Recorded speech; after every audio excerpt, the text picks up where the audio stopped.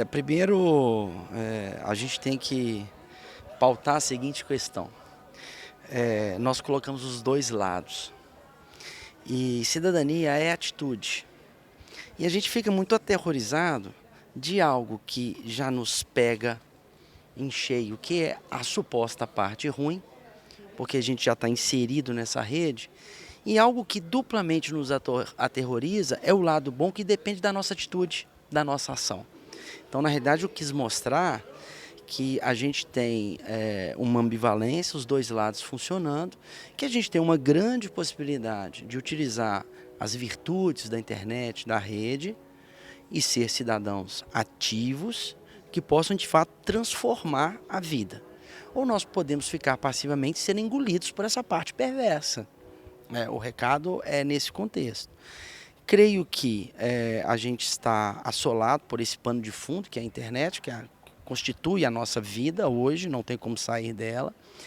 Eu acredito que os ouvidores têm realmente um papel desafiador, porque ele precisa não só de receber e encaminhar e dar respostas, mas ele precisa de interpretar bem aqueles que ali apresentam suas queixas e reclamações. E realmente essa interpretação exige muito dos ouvidores. O equilíbrio, a prudência, a parcimônia. E você só consegue fazer isso se você usa a própria linguagem. Então é dialógico. Quando você não entende, você pergunta, amplia a linguagem, devolve, vai conversando, vai dialogando para chegar em uma realidade, num caso concreto, supostamente aquela que lhe dá um grau mínimo de certeza. Então, muito mais do que estar na rede, é a maneira como nós iremos atuar nessa rede enquanto ouvidores.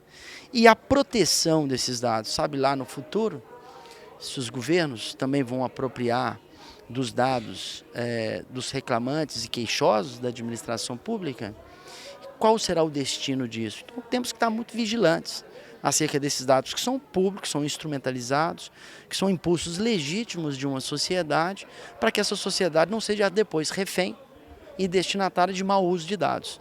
Agora, você acredita numa ouvidoria que tenha como primeiro atendimento o uso de robôs, por exemplo? Olha, é possível e é desejável que a inteligência artificial ela passe a operar por uma questão de ser imperioso que isso aconteça, senão a gente vai ficar para trás. Há alguns tipos de robôs que, em virtude de uma demanda, se ela for ampliada, Belo Horizonte, por exemplo, nós temos 50 mil reclamações quase por ano.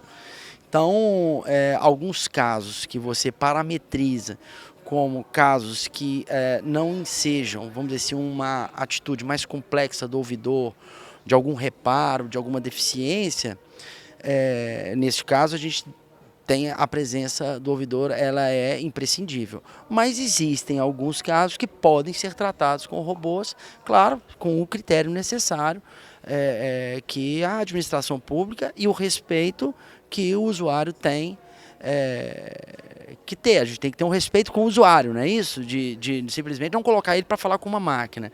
Mas existem informações que podem ser dadas por robôs. Então é a realidade, é o mundo contemporâneo. Então a gente tem que se adaptar e saber, vamos dizer assim, mesclar e ter sustentabilidade.